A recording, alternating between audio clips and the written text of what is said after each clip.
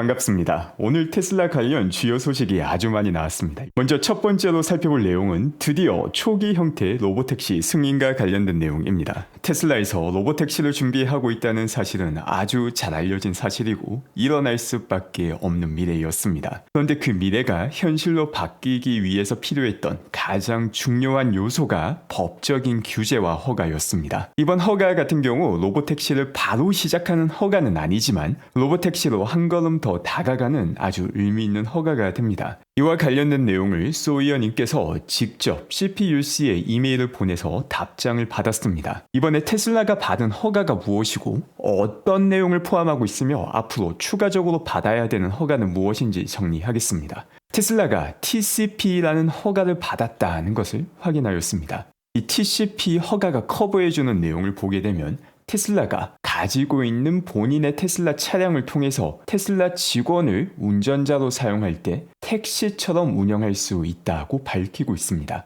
본인의 차를 직접 사용해야 되고 테슬라라는 회사에 속한 직원을 활용해야 된다는 점에서 어떻게 보면 택시와도 상당히 유사합니다. 이 TCP보다 조금 더 일반화되어 있는 허가 같은 경우 TNC가 존재합니다. 이 TNC 같은 경우 꼭 테슬라 차량이 아니라도 본인의 차량을 활용하여서 마치 택시처럼 운행할 수 있는 라이드 쉐어링 혹은 라이드 헤일링 서비스를 가능하게 해주는 것입니다. 우버 같은 경우 내가 우버 앱을 사용하면 택시 운전면허가 없다 하더라도 승객들을 태우고 이를 통해서 수익을 발생시킬 수 있죠.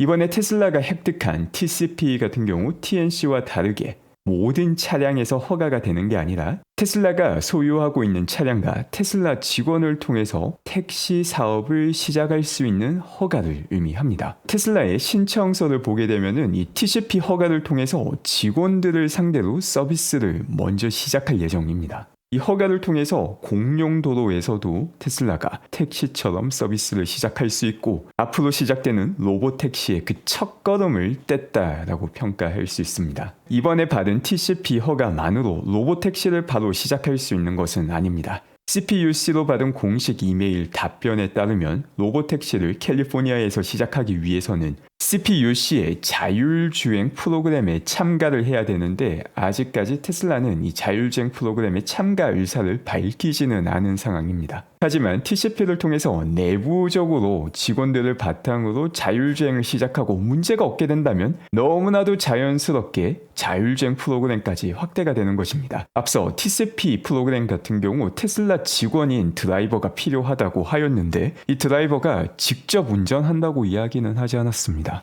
운전대 앞에 앉아 있지만 당연히 테슬라의 FSD를 활용하게 되고 사실상 앉아만 있을 뿐이지 실제 운전은 테슬라의 FSD가 거의 다 진행을 하게 되는 것입니다. 그리고 이 과정이 순조롭게 끝나게 된다면 이제 본격적인 자율주행 프로그램에 참여하여서 일론 머스크가 밝혔던 예정된 시간인 6월 혹은 그 이전에 테슬라의 자율주행 로보택시 시대가 시작되는 것입니다. 테슬라는 모든 것을 계획대로 진행 중이며 하나하나 착실히 현실로 바꿔나가고 있는 것입니다. 그리고 어제 영상에서 마크 로보의 안타까운 실험에 대해서 다뤘는데 어떻게 중국에서는 아예 투명벽을 가지고 테스트를 합니다. 그런데 이마저도 FSD가 피해서 가는 모습을 여러 차례 확인할 수 있습니다.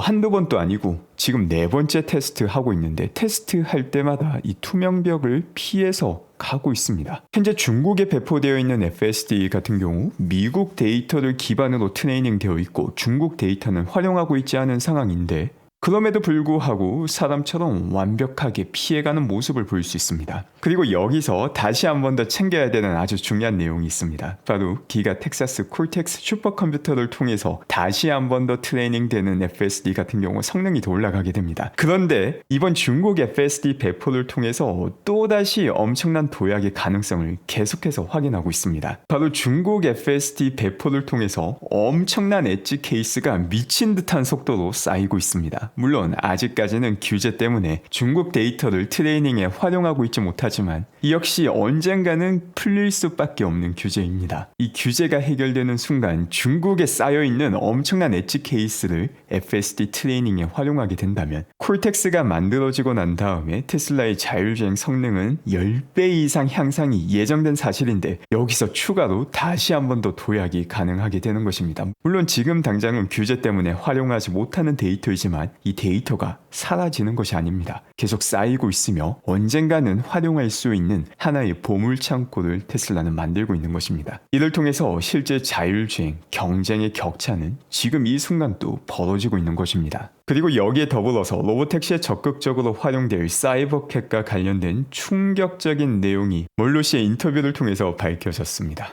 지금 이 내용은 테슬라 엔지니어링 부사장의 발언입니다.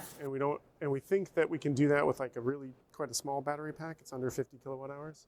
사이버캣 같은 경우 50kWh라는 아주 작은 배터리 팩 규모를 통해서 300마일을 달성할 수 있을 것이다 라고 예상을 하고 있습니다. 즉 1kW시당 산업 그 어떤 차량보다 더 긴 주행거리를 성취하게 되는 것입니다. 이 역시 엄청난 혁신이 들어갔기 때문에 가능한 일이며 자율주행 소프트웨어에서도 사실상 경쟁이 없는 상태인데 하드웨어에서는 더 큰 격차를 만들었다는 것을 볼 수 있는 내용입니다. 그리고 이런 상황에서 오늘 젠슨 항이 아주 재미난 내용을 밝힙니다.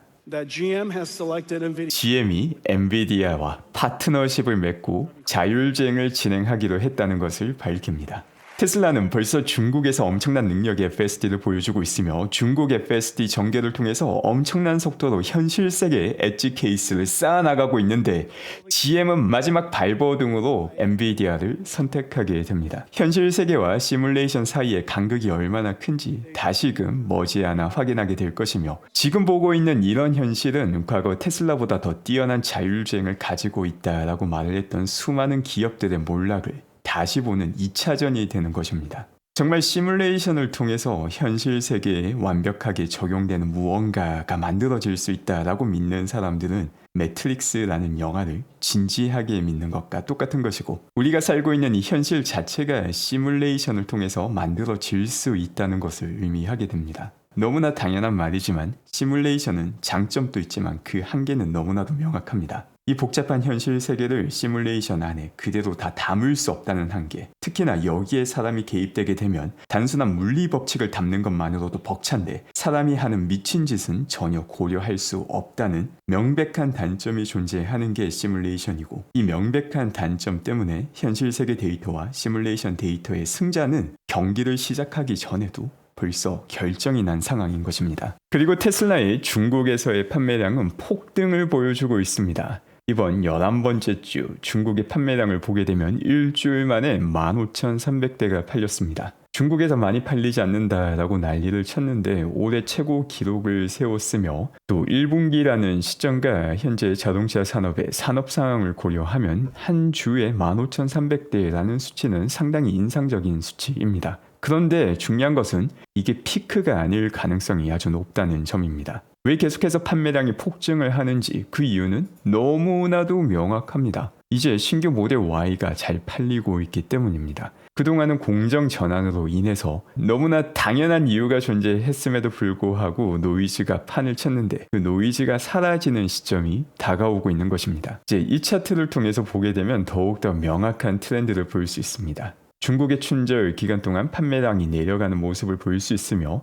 기존 모델 Y 재고를 처리하는 기간 동안 상대적으로 낮은 판매량을 보여주고 있습니다. 그런데 신규 모델 Y 판매를 시작하자마자 갑자기 판매량이 올라가고 있다. 과연 우연의 일치일까?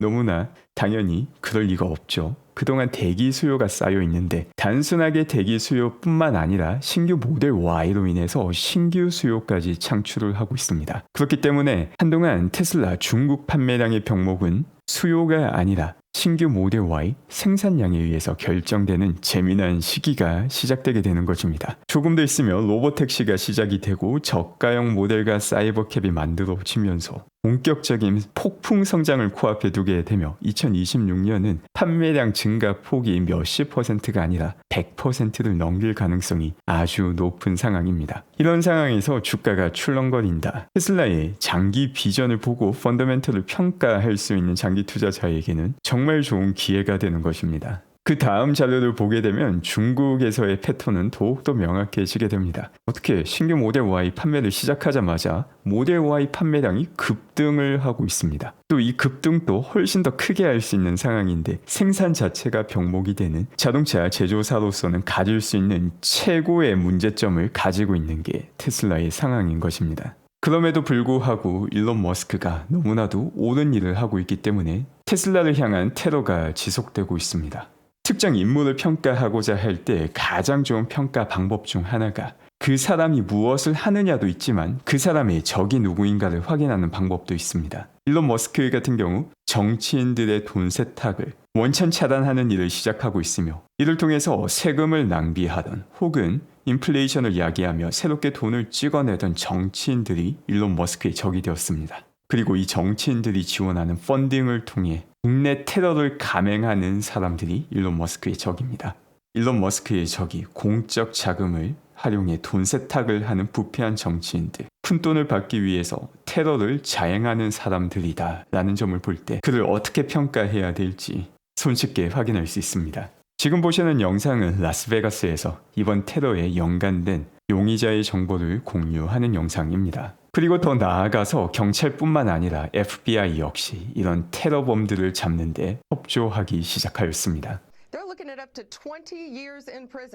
이런 테러에 가담하는 사람들은 징역 20년까지 선고받을 수 있다라는 내용을 뉴스를 통해서 확인할 수도 있습니다. 너무나 당연한 일입니다. 제대로 된 정보를 접하지 못해서 선동당하거나 혹은 푼돈 받고 시위에 참가하다가 20년 징역살이를 할 수 있는 현실을 깨닫게 되는 것입니다. 최근 영어권 밈에서 유행하는 단어가 FAFO라는 게 있습니다. 헛짓거리 하다가 그 결과를 배우게 된다라는 의미인데 최근 들어서 헛짓거리 하는 것도 본인의 권리인 줄 알고 온갖 헛짓거리와 헛소리를 하는 사람들이 너무나도 많아졌습니다. 이런 헛짓거리가 권리다라고 생각하게 되면 인류는 계속해서 멍청한 짓을 하게 되며 자멸하게 됩니다. 이런 헛짓거리를 하는 사람들을 보게 되면 바로 이런 사람들이 테슬라 테러에 동조하고 있습니다. 역시 일론 머스크의 적을 보게 되면 일론이 얼마나 올바른 일을 하고 있는지 확인할 수 있습니다. 최근 들어 현실이 너무나도 코미디인데 전통적으로 민주당이 지지하던 철학 중 하나가 환경보호입니다. 그런데 미국 민주당의 심각한 부패를 일론 머스크가 파헤치니까 민주당이 테슬라 시위를 주도하고 있습니다. 테슬라 같은 경우 매연을 만들지 않는 전기차를 생산하는 곳인데 이들이 테슬라 구매 반대 시위를 한다라는 것은 어떻게 보면은 내연을 만드는 차량을 선호한다라는 의미가 될 수도 있습니다. 그래서 이런 시위자들에게 그들이 선호하는 디젤 트럭이 매연을 내뿜고 있는 모습을 보여줍니다. 여기에 참여한 시위자들은 테슬라 차량을 싫어하기 때문에 아마 이런 매연을 즐겨서 모두가 만족하는 장면이 연출되었다고 판단됩니다. 오늘도 함께 해주신 분들 감사드리며 즐거운 하루 되시기 바랍니다.